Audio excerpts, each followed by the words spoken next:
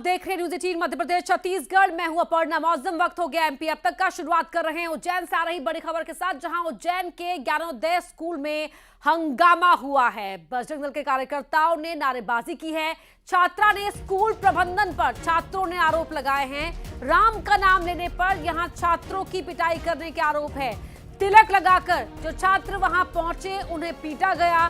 School अधीक्षक पर ये गंभीर आरोप छात्र लगा रहे हैं और बौद्ध धर्म अपनाने के दबाव की बात यहां पर छात्र कर रहे हैं। छात्रों का कहना है कि उनके ऊपर ये दबाव है कि वो बौद्ध धर्म अपना ले। तिलक लगाकर जब छात्र वहां पहुंचे तो उन्हें पीटा गया। इसके अलावा राम का नाम लेने पर भी छात्रों की पिटाई की गई है। ये आरोप यहाँ पर लगाया गया है छात्रों की ओर से। हिंदूवादी संगठनों को जब ये जानकारी हुई तो वहां पहुंचे संगठन, नारेबाजी की गई। तस्वीरें आपको दिखा रहे हैं।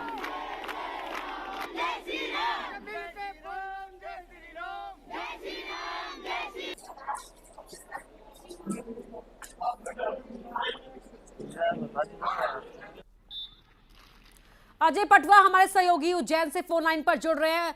अजय, काफी गंभीर आरोप लगाए गए हैं छात्रों की ओर से यहाँ पर। फिलहाल क्या मौके पर स्थिति बनी हुई है, क्या कुछ कार्रवाई हुई है? ये देखिए, ये उज्जैन का ज्ञानोदय छात्रावास और स्कूल है। यहाँ के छात्रों का गंभीर आरोप है अधीक्षक पे। ये गिरधारी लाल जो मालवी हैं अधीक्षक, इन पर आरोप लगाए हैं छात्रों ने। उनका कहना है कि जय श्री राम के नारे लगाने और टीका लगाने पर इनके द्वारा हमेशा रोका जाता है। वहीं बौद्ध धर्म पर दबाव ज्यादा दिया जाता है। वहीं इसकी जानकारी लगते ही बजरंग दल के कार्यकर्ता वहां पहुंचे थे और उन्होंने जमकर हंगामेबाजी की और नारेबाजी करते हुए अधीक्षक को चेतावनी दी है कि यदि इस तरह की घटना अगली बार होती है तो इस पर अंजाम भुगतने के लिए तैयार रहे। वहीं जानकारी लगते ही जिनागढ़ी थाना पुलिस भी पहुंच गई थी। उन्होंने मामला शांत कराया। इसके बाद तहसीलदार और एसडीएम भी मौके पर पहुंचे और पूरी घटना की जानकारी ली है। अधिकारियों का कहना है कि इसकी पूरी जांच के बाद ही आगे कार्रवाई की जाएगी। बहुत धन्यवाद आपका इस पूरी जानकारी के लिए। वहीं उमरिया में एम्बुलेंस में आग लग गई। अचानक आग लगने से वहां हड़कंप मच गया। जिला अस्पताल परिसर में यह एम्बुलेंस खड़ी थी। राहत की बात यह है कि आग लगने से कोई हताहत नहीं हुआ। फायर ब्रिगेड ने आग पर काबू पा लिया। तस्वीरें आपको दिखा रहे हैं। ये जिला अस्पताल में ये एम्बुलेंस यहां पर खड़ी थी, इस पूरे कंपाउंड में, और इस कंपाउंड में खड़ी इस एम्बुलेंस में आग लग गई। राहत की बात ये रही कि इस आग में किसी को कोई नुकसान नहीं पहुंचा, लेकिन जो एम्बुलेंस थी वो जलकर स्वाहा हो गई। तस्वीरों में साफ दिख रहा है किस तरह से यहां पर आग की लपटों से एम्बुलेंस घिरी हुई है।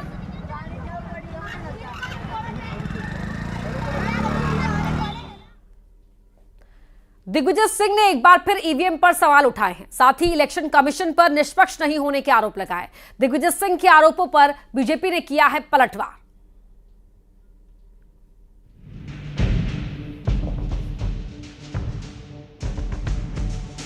एमपी के पूर्व सीएम दिग्विजय सिंह ने एक बार फिर ईवीएम से वोटिंग पर सवाल उठाए हैं।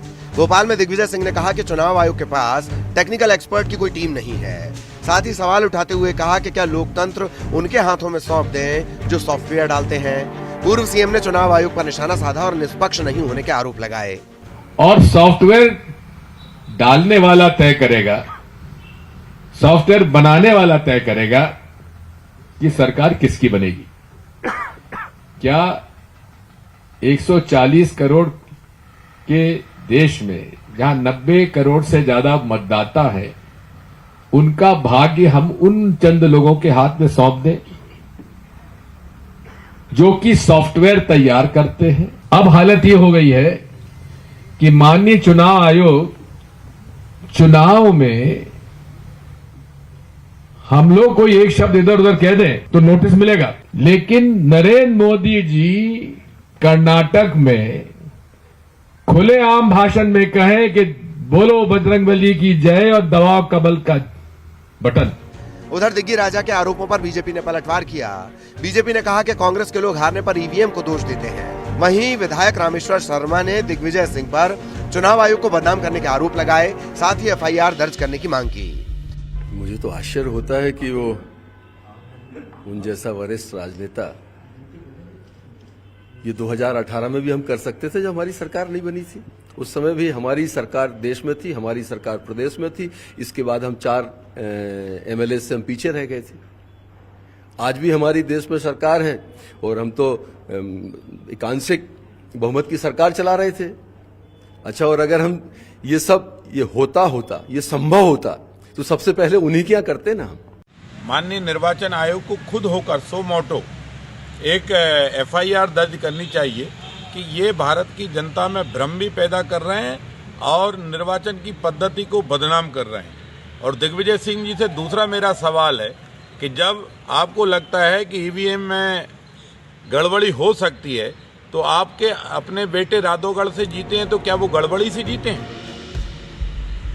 मध्य प्रदेश में विधानसभा चुनाव में करारी शिकस्त के बाद से कांग्रेस ईवीएम राग छेड़ रही है। खासकर दिग्विजय सिंह अलग अलग मंचों से इस बात को उठा रहे हैं। चुनाव आयोग पहले ही ईवीएम से चुनाव कराने में किसी भी गड़बड़ी की आशंका से इनकार कर चुका है। ऐसे में दिग्विजय सिंह के आरोप सियासी ज्यादा लगते हैं।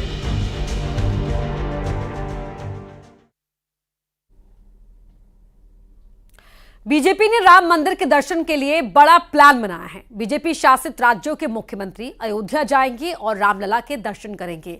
4 मार्च को मध्य प्रदेश के मुख्यमंत्री डॉक्टर मोहन यादव अयोध्या जाएंगे। उनके साथ उनकी कैबिनेट भी अयोध्या जाएगी और रामलला के दर्शन करेगी। अलग अलग राज्यों के मुख्यमंत्री अलग अलग तारीख को अयोध्या जाने वाले हैं। त्रिपुरा के सीएम अपनी कैबिनेट के साथ रामलला के दर्शन करेंगे तो 1 फरवरी को यूपी की कैबिनेट अयोध्या में दर्शन करेगी, जबकि 2 फरवरी को उत्तराखंड के मुख्यमंत्री और उनकी कैबिनेट रामलला का दर्शन करेगी।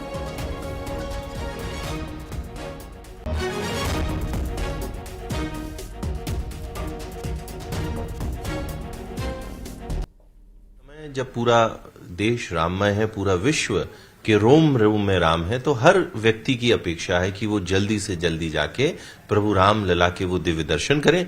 ऐसे में माननीय मुख्यमंत्री जी के नेतृत्व में पूरी कैबिनेट जाएगी और हमारे सभी नेतागण अपने अपने प्रयासों से जाएंगे और बहुत जल्दी सभी को प्रभु राम के प्रत्यक्ष दर्शन होंगे।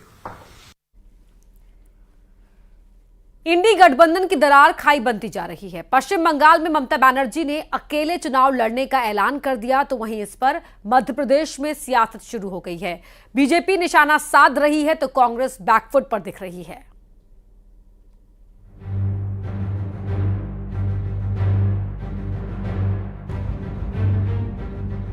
राहुल गांधी की भारत जोड़ो न्याय यात्रा पश्चिम बंगाल में शुरू ही होने वाली है कि इससे पहले इंडी गठबंधन को पश्चिम बंगाल से झटका लगा।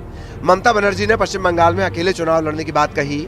उनके इस बयान पर बीजेपी ने गठबंधन पर निशाना साधा। बीजेपी ने कहा कि एकला चलो का खेला हो गया है। ये रेत का महल ढह रहा है और अब एकला चलो रे पे पहला खेला हो गया, अब दूसरा खेला भी होने वाला है, तीसरा भी होने वाला है और उसके बाद ये किला बिना किसी संघर्ष के काल कवलित होने वाला है और इतिहास के पन्नों में एक गठबंधन बना था ये दर्ज हो जाएगा। उधर इस मामले पर एमपी कांग्रेस ने सियासी दलों से ईगो छोड़ने की अपील की, साथ ही बीजेपी पर निशाना साधा। देश में जो मौजूदा दौर चल रहा है उसे देखते हुए तो एक नागरिक के नाते मैं सभी राजनीतिक दलों से प्रार्थना करना चाहूंगा कि वे देश की खातिर, संविधान की रक्षा के खातिर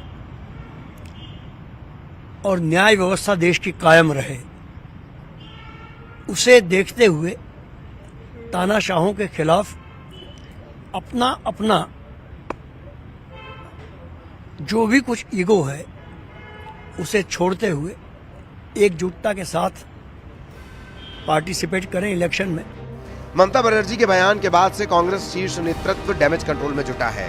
हालांकि ये तो गठबंधन की बात हुई, लेकिन इसने कांग्रेस को जरूर बैकफुट पर कर दिया है।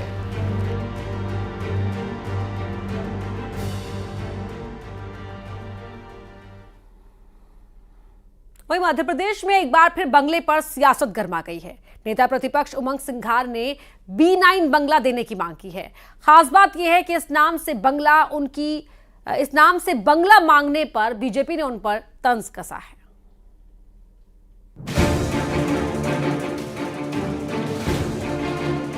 मध्य प्रदेश में बंगले की सियासत एक बार फिर शुरू हो गई है। नेता प्रतिपक्ष उमंग सिंघार ने B9 बंगला देने की सरकार से मांग की है। उमंग सिंघार ने B9 बंगले में बचपन बिताने का हवाला दिया और सरकार से भावनाओं के सम्मान की अपील की।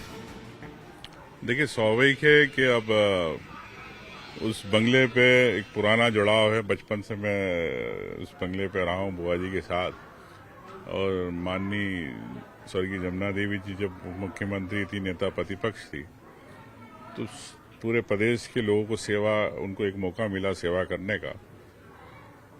तो सभी वर्ग के, सभी समाज के लोग से एक वहाँ पे एक जुड़ाव रहा है बुआ जी का मेरा। तो मैंने इसी एक भावना से कि भाई अब चूंकि बंगला अभी तक अलॉट हुआ नहीं है, तो मैंने चाहा कि भाई ठीक है, एक अगर मुख्यमंत्री चाहे तो एक मेरी भावनाओं को सम्मान करते हुए, इसलिए मैंने उनसे अनुरोध किया। बाकी तो उनके विवेक का अधिकार है।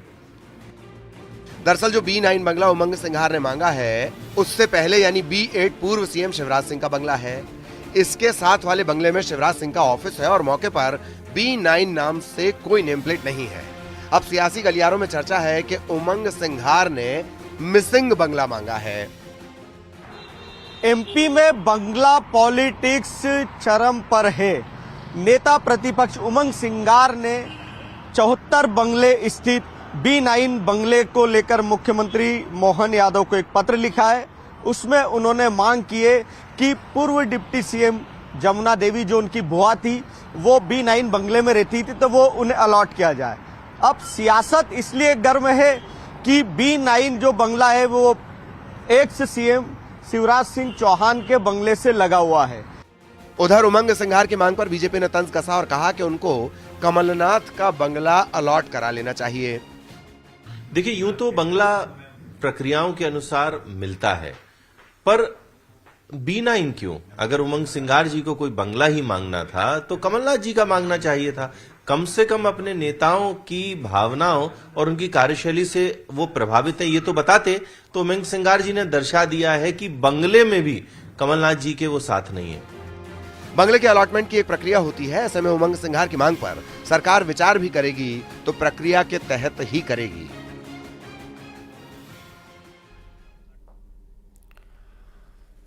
मुख्यमंत्री डॉक्टर मोहन यादव अपने गृहनगर उज्जैन के दौरे पर रहे, जहां उन्होंने भगवान महाकाल के दर्शन किए। सीएम ने भगवान महाकाल का पूजन अभिषेक कर उनका आशीर्वाद लिया। साथ ही मुख्यमंत्री शिप्रा तट स्थित दत्त अखाड़ा भी पहुंचे और सुंदरपुरी महाराज से भेंट की, उनका आशीर्वाद लिया। मुख्यमंत्री डॉक्टर मोहन यादव हनुमंत आश्रम में हजारी हनुमान मंदिर में वहां भी पहुंचे और दर्शन पूजन किया। गौ सेवा कर जगत कल्याणी गौ माता को प्रणाम भी किया। मुख्यमंत्री डॉक्टर यादव ने प्रदेशवासियों के सुख, समृद्धि और खुशहाली की कामना की।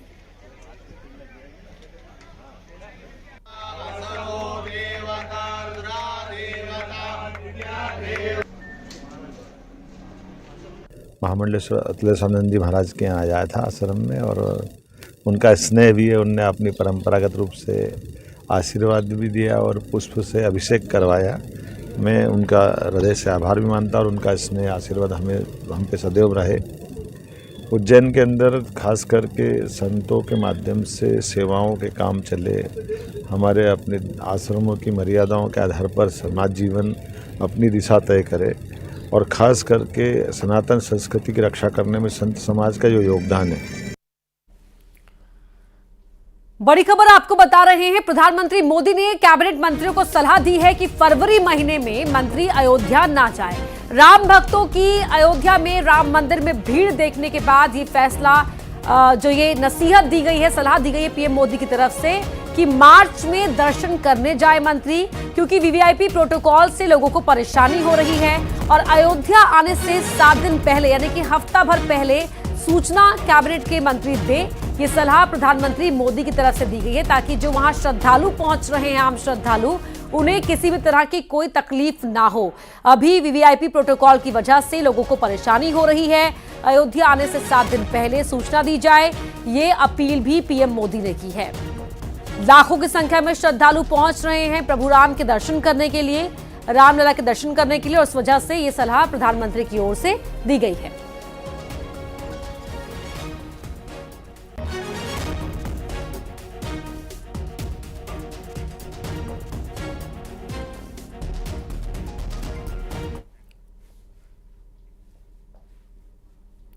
वहीं इंदौर में बीजेपी नेता अमरदीप सिंह ओलख को गैंगस्टर लॉरेंस बिश्नोई के नाम से धमकी मिली। क्राइम ब्रांच के एसीपी राजेश दंडोतिया ने बताया कि मामले में एफआईआर की गई है। पुलिस के मुताबिक बीजेपी नेता ने बताया कि उसे धमकी भरे कई कॉल्स मिले और जब फोन उठाना उन्होंने बंद कर दिया तो वॉइस मैसेज के जरिए धमकी दी गई।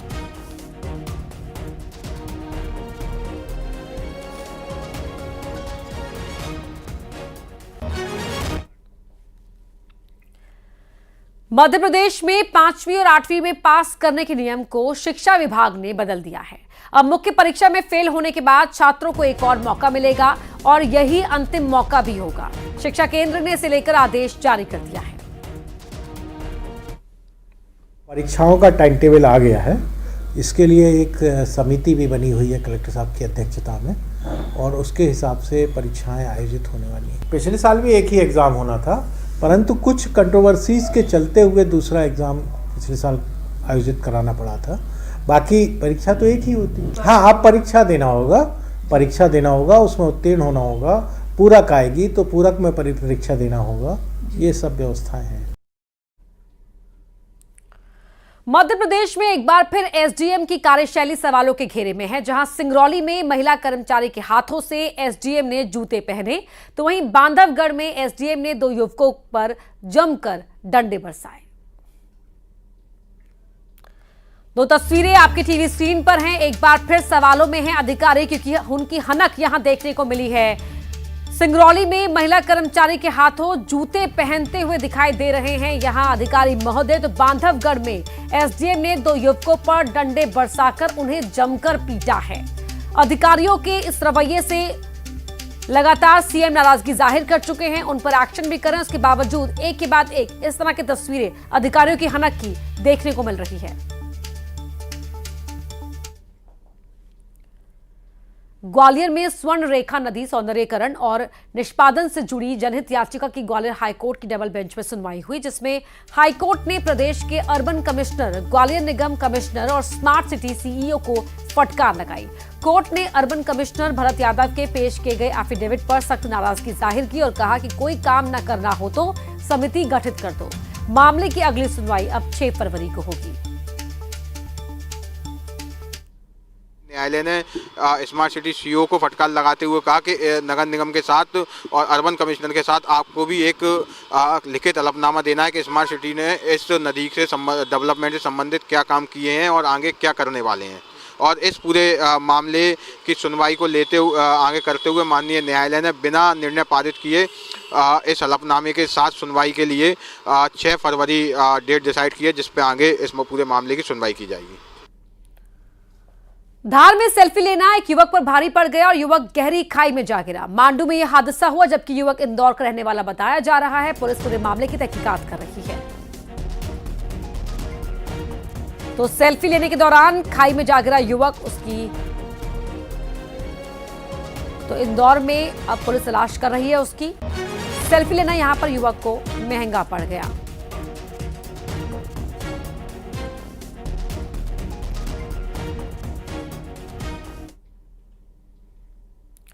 और आइए अब देख लेते हैं खबरें तेज रफ्तार के साथ।